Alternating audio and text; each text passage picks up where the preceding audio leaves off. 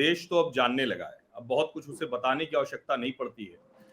देश को बहुत अच्छे से समझ में आ रहा है। भले मीडिया की डिबेट में थोड़ा कम हो गया हो, टीवी चैनल की चर्चा में थोड़ी सी कम हो गई हो, अखबारों की सुर्खियों में कम हो गया हो, लेकिन सबको ध्यान में है जिस दिन से जॉर्ज सोरोस के सोनिया गांधी से जुड़े होने, जॉर्ज सोरोस के राहुल गांधी से जुड़े होने, उसकी जिस दिन से एक चर्चा शुरू हुई, जिस दिन से भारतीय जनता पार्टी के प्रवक्ता जो सांसद हैं पुरी के संबित पात्रा, उन्होंने जो कहा कि ये देशद्रोह जैसा है, उसका कोई जवाब कांग्रेस पार्टी की तरफ से नहीं आया।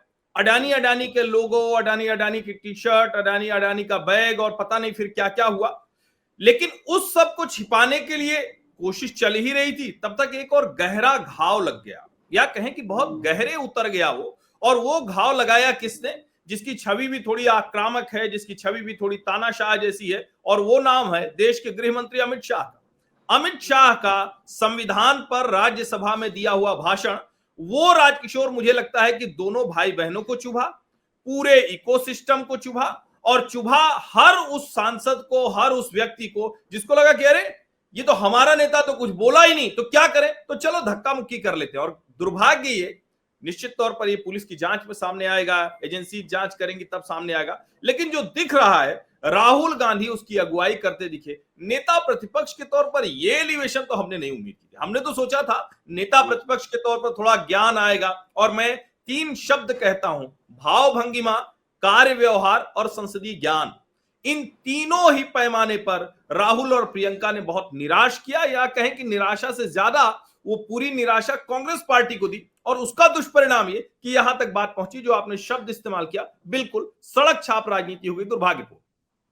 नहीं, आप देखिए ना, जो बात हर्षवर्धन कह रहे हैं, इस बात का जरा थोड़ा सा मर्म समझिए। और बतौर पत्रकार और भारतीय नागरिक, क्योंकि हम लोगों ने संसद लंबे समय तक कवर की है, और ये जो आप लग रहा है, ये वहां संसद की सीढ़ी पर खून गिरा है।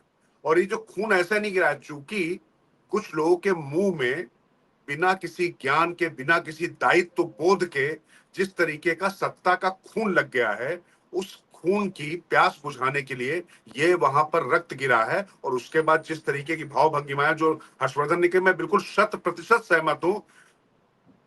रिपोर्ट आएगी, पुलिस जांच करेगी, सब कुछ होगा, लेकिन मेरी तो चिंता जो जांच होगी और जो सामने आएगा उससे ज्यादा यह है कि उससे पहले जो ये हुआ है, इसके पीछे क्यों और किस तरीके की सियासत चल रही है, उसको जरूर डिकोड करने की जरूरत है। उसको मुझे लगता है कि हर व्यक्ति को समझने की जरूरत है। और मैं फिर कह रहा हूं कि हर्षवर्धन जब कह रहे हैं तो अमित शाह के लिए उन्होंने एक शब्द इस्तेमाल किया जिनकी छवि तानाशाह जैसी है। यहां पर वो कहने से वो गुरेज नहीं करते हैं, लेकिन अमित शाह कह क्या रहे थे, उनकी क्लिप किस तरीके से काट के 90 मिनट के भाषण में से 12 सेकंड की क्लिप काटकर, कुछ क्लिप काटने वाले तत्व वो देश के नेता प्रतिपक्ष की सियासत को तय करते हैं, मुख्य विपक्षी दल की सियासत को तय करते हैं। तो जब जॉर्ज सोरोस का नाम आता है हर्षवर्धन, तो मैं लगता है कि एक फिर वहां सही है जी। वहां हम जाएं राजेश्वर, उससे पहले एक मैं रोकता हूं।